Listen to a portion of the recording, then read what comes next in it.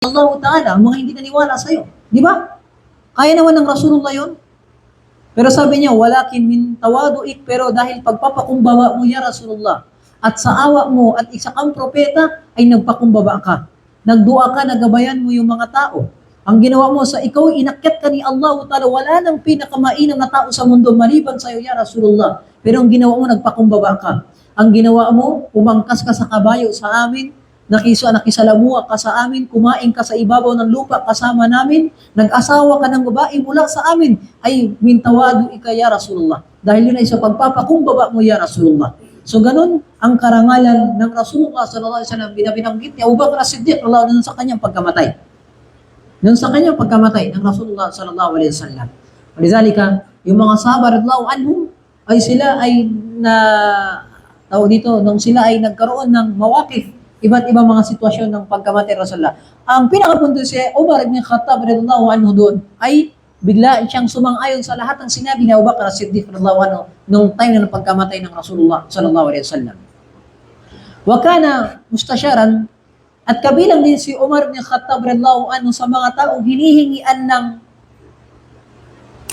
permission o ng idea ni Abu Bakr As-Siddiq radhiyallahu anhu. Paano niyo? Punta tayo sa hadis. Kailangan yung hadis explain eh. Anong sabi natin? Nakaraan? Huling-huli nakuha natin. Abdul Majid, sa hadis. Kagabi, ano yung pinakalas? Oo, lahat yung niyat. Ano yung konti ni sa isa natin nakuha natin yung matungkol sa niyat?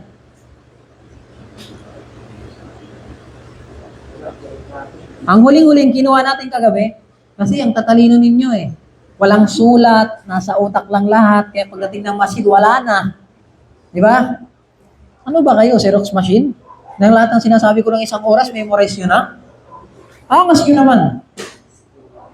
Ano kayo, gang? Naintindihan nyo? So yun.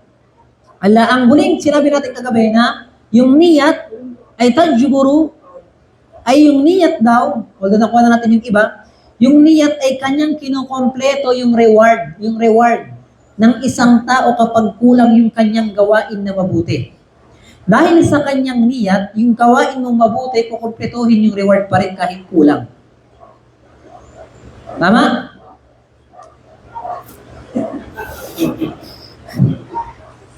Diba? Binanggit natin. At yung niyat daw, ang niyat, kapag kulang yung niyat mo, kahit kompleto pa raw yung kabutihan na ginagawa mo, ay posible na babawasan din yung reward mo kahit kompleto yung ginagawa mo kapag yung niyat mo hindi kompleto. At binanggit natin sa hadis, binanggit ng hadis ng Rasulullah sallallahu. Diba? Sa hadis ng Rasulullah ay ano yun, na kapag isang tao laging gumagawa ng kabutihan, mamin abdin, wala sa isang tao na alipin, na siya ay gumagawa ng ibadat, ng sala, ng fasting, ng mga sunnah. Tapos bigla siya nagkasakit, tapos hindi niya na magawa yung ginagawa niyang kabutihan, illa kutibala, maliban ay meron pa rin siyang reward. Na kahit hindi niya maging kabuti, continue pa rin yung reward niya. Bakit? Kasi yung niyat niya nandoon pa rin para magawa, nagkataon lang nagkasakit siya. At opposite din, kabaliktaran din. May mga tao na kung saan gumagawa ng kabutihan pero kulang ang kanilang niyat. Tama? At ang mangyayari, ang kanilang reward ay kulang pa rin. Kahalin tulad ang binanggit ng hadis ng Rasulullah sallam. Di ba? Anong sabi sa Rasulullah sallam ay, inna minal abad, meron sa isang mga alipin na la yusalli, nagsasambayang sila, pero ang reward na makukuha nila, 1/2, kalahati lang. O kaya 1/3, 1/4, konti-konti. Kasi bakit? Baka yung niyat nila hindi maayos. Hindi buo. Di ba? Halimbawa, nagsambayan ng Maghrib, pero yung utak nasa pack lunch. Di ba? Distract yung kanyang niyat, hindi yung buo, binigay niya yung niyat niya sa loob ng sambayan. Di ba? O nagsambayan ka ng Maghrib, kasi lang meron kang kakausapin sa masjid. Di ba? So, hindi buo. So, dapat, ang gagawin mo, dapat buo yung niyat mo na pumunta ka ng masjid para mag-ibadat. Kaya nga binanggit din sa fasting, sa hadis ng Rasulullah sallallahu alaihi wasallam. Ano yun? Man lam yada qawla zur. Sino man sa inyo, hindi niya iwanan yung pagsasalita ng mga malalaswa, ng pagmumura, ng mga katarantaduhan sa kanyang bibig. Kalaysa lillahi haja, hindi na kailangan niya ng fasting ninyo. Nag-fasting, di ba? Pero nung hindi ka firm sa iyong niyat na talagang magbabago ka at gagawa ka ng ibadat, so gumagawa ka ng ibadat pero hindi firm yung niyat, 100% hindi mo makukuha yung mga reward ng mga tao, yung mga gantimpala ng ibadat na ginagawa mo. Dahil saan? Sa niyat na kulang ang niyat mo. Nakuha ninyo? Yun ang tinutukoy doon.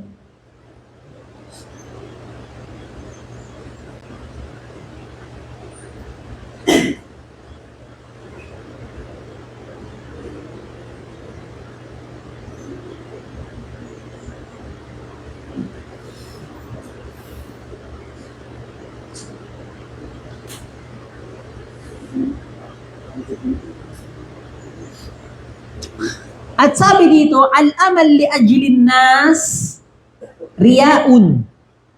Wa tarkul amal min ajlin nas riyaun. Sino man sa inyo gagawa ng kabutihan at ginagawa niya yon dahil lang sa tao o para sa tao, yan ay pakitang tao, riya. Riya yan. Halimbawa, magsasambayan ka, magsadaka, magbibigay ka ng sadaka para lang purihin ka ng tao, yan ay riya.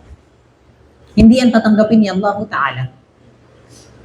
At sabi ng Allah Ta'ala sa hadis al-Qudsi, ana agna syuraka ani shirk. Faman asyraka fihi ma'i ghairi taraktuhu wa syirkahu. Ako, sabi niya, ay walang pangangailangan sa inyo. At ako ang pinakamayaman, nasa akin yung pangyayaman ng lahat. Sino man sa inyo gumawa, paman asyraka fihi ma'i ghairi, sino man sa inyo nag-shirk o gumawa ng kabutihan, pero ginagawa niyang kabutihan na yon maliban kay Allah, taraktuhu wa syirkahu, iiwanan ko kayo, pati yung shirk na ginagawa mo. Ano ibig sabihin nun? Halimbawa, nag-fasting ka o nagsambayan ka, nagbigay ka ng sadaka o nakinig ka dito, pero ang niyat mo hindi para kay Allah. Ang niyat mo lang para purihin ka ng tao. Masya Allah si Darwish. Ang bait-bait talaga. Di ba? Para purihin ng tao. O Masya Allah si Sajid. Ang pugi. Di ba? Kasi lagi nasa masjid. Nakikinig kayo, Ustad. Pumunta ka ng gumawa ka ng ibadat para purihin ka lang ng tao, ay riyaun, pakitang tao yan. Ay